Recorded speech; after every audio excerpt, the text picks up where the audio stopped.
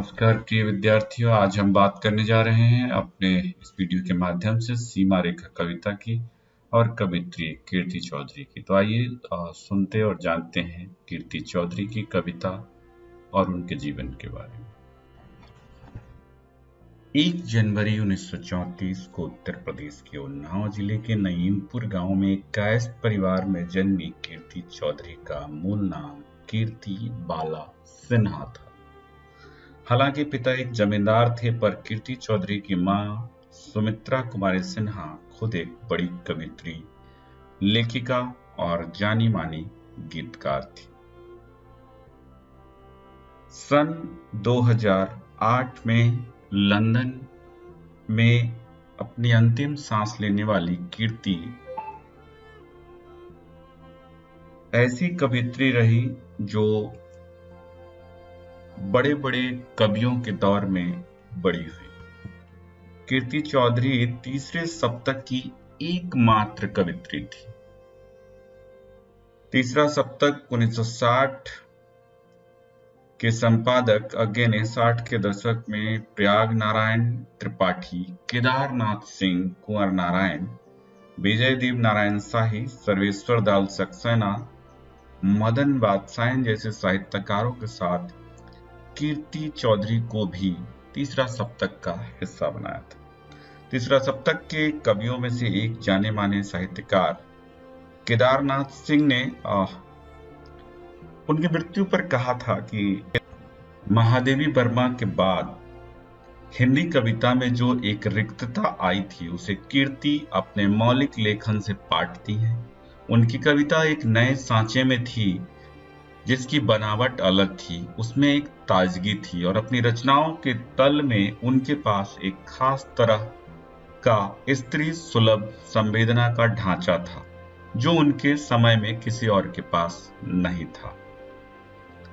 कीर्ति नई कविता की ऐसी कवित्री थी, ऐसी जिन्होंने महादेवी वर्मा के जाने के बाद आए रिक्तता में अपनी खनक घोलनी शुरू कर दी थी।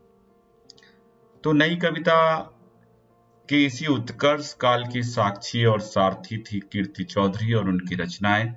उनकी कविताओं में एक मोहक प्रगीतात्मकता दिखाई पड़ती है। उनकी कविता में मनुष्य और उनके समग्र अनुभवों को पकड़ने का यत्न है। कीर्ति चौधरी की जो कविताएं हैं वो विविध संवेदनाओं को अपने भीतर समेटे हुए है। इसका संकेत उन्होंने अपने बारे में लिखते हुए दिया था कि गांव, कस्बे और शहर के विचित्र मिले जुले प्रभाव मेरे ऊपर पड़ते रहे हैं।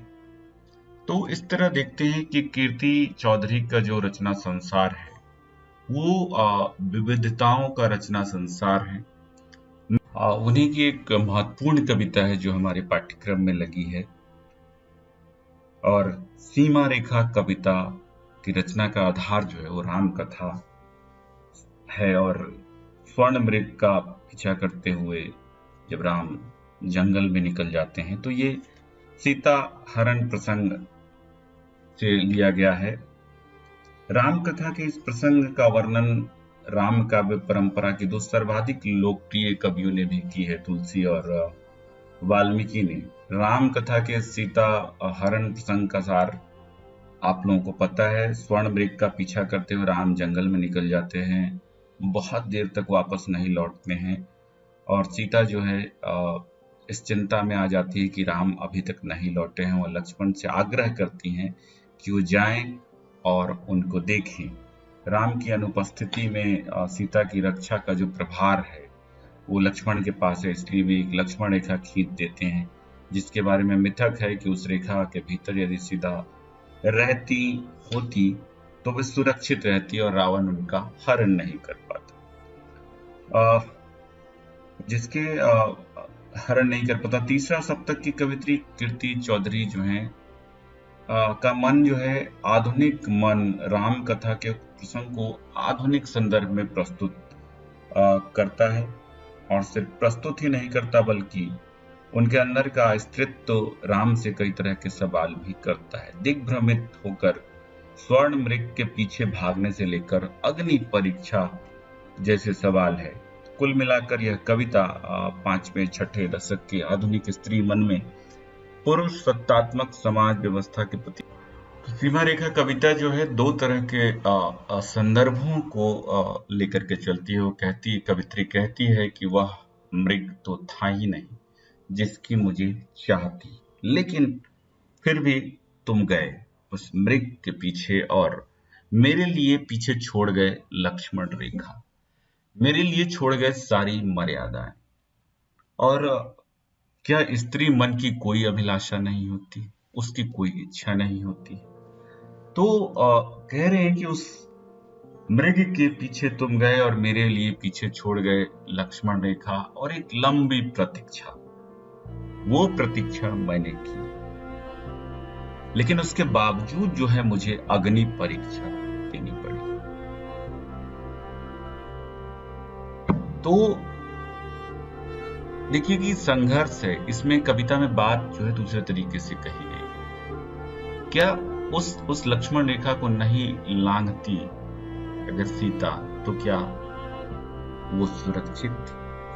क्या स्त्री मन की जितनी अभिलाषाएं हैं, जितनी इच्छाएं हैं, क्या वो उस रेखा के पीछे रहकर आजाद थी?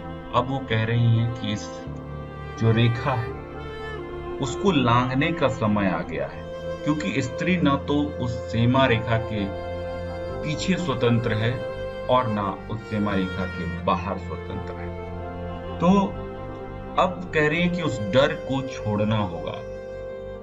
अब उस छद्मधारी वर्णधारी जो व्यक्ति है जिसका डर दिखाया जाता है, उस डर को छोड़ना होगा और अब उस सीमा रेखा को लांघ करके अपनी आजादी हासिल करनी।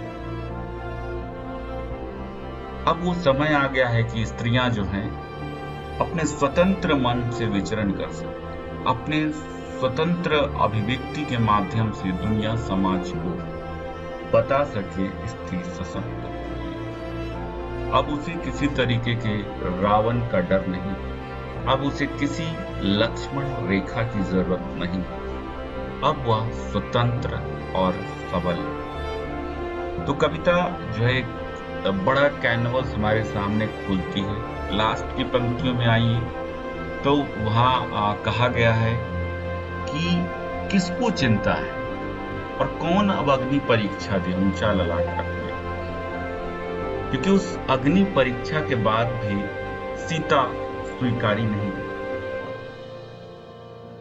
तो उस अग्नि परीक्षा का भी क्या फायदा जिसे पुरुष समाज स्वीकार ही नहीं करना चाहता है, जिसे स्वीकारोक्ति ही नहीं देना चाहता। तो अब जो है स्त्री कह रही है कि अब किसी के मांगे अग्नि परीक्षा नहीं देनी है, किसी के सामने अपना माथा ललाट ऊंचा रखने की कोई आकांक्षा मन में नहीं है। अब हम खुद स्वतंत्र हैं और जिस प्रकार के फैसले लेना चाहती हैं ले सकती हैं। हमें किसी प्रकार का डर अब जो है रोक नहीं सकता है। अब किसी प्रकार के लक्ष्मण रेखा या किसी प्रकार के छद्मधारी का डर जो है हमारे मन में जगह नहीं बना सकता है, और न ही हमें सीता बनने की इच्छा है और न ही हमें अग्नि परीक्षा देनी है समाज को दिखाने के लिए। तो अपने पूर्ण क्लेवर में ये कविता जो है विद्रोह की कविता कही जा सकती है। यह कविता जो है कई तरह के प्रश्नों को खड़ा करती नजर आती है कि स्त्री के लिए सिर्फ एक रेखा खींच दी गई है, उस रेखा के भीतर वो आजाद महसूस कर रही है नहीं कर रही है इसकी चिंता नहीं की गई है। स्त्री के लिए उस रेखा को लांघने का एक बार जो परिणाम हुआ है उसकी वजह से उसे हर बार एक छद्मधारी का डर दिखाया जाता है, लेकिन अब वो उस डर को दूर करना चाहती है, उस डर से मुक्ति पाना चाहती है। अब वह जो है अंदर से भी स्वतंत्र महसूस करना चाहती है और बाहरी स्वतंत्रता को भी महसूस करना चाहती है। एक गलती की सजा जो है उसे बहुत लंबे समय तक दी जा चुकी है।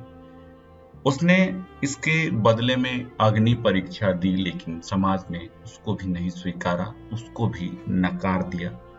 इसलिए अब स्त्री कह रही है कि उस अग्नि परीक्षा से भी कुछ हासिल नहीं हुआ। एक नकारात्मकता हुई और पुरुष समाज जो है उसने उसको भी स्वीकारोक्ति नहीं दी। सीता के प्रसंग की ही बात की तो सीता को अग्नि परीक्षा के बाद भी जो है स्वीकारोक्ति नहीं मिली और वो जो है स्वीकारी नहीं गई, तरह तरह के लांछन लगाए गए। तो ऐसी स्थिति में ऐसे समाज के सामने स्वीकारोक्ति करके भी क्या फायदा, ऐसे समाज के सामने ऊंचा ललाट रख के भी क्या फायदा। इन सब प्रश्नों को बहुत बारीकी से उठाती है कविता।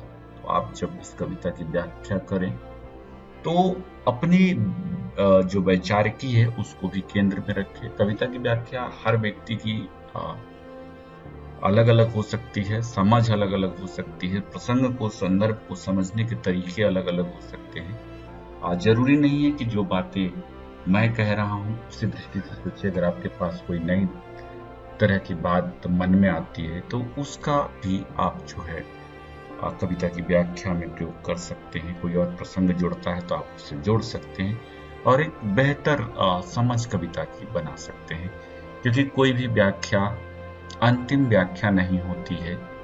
ये जो है एक विचार होते हैं जो हमारे मन में किसी कविता को पढ़ करके आते हैं। आपके मन में कोई विचार है तो जरूर उसे आप लिखें, समझें और शेयर करें। शायद आपकी व्याख्या हमसे बेहतर हो सकती है। तो अंतिम कुछ नहीं है, पढ़ते रहिए और नए नए संदर्भों को तलाशते रहिए, जिस प्रकार से कविता नए नए संदर्भों को तलाशती है।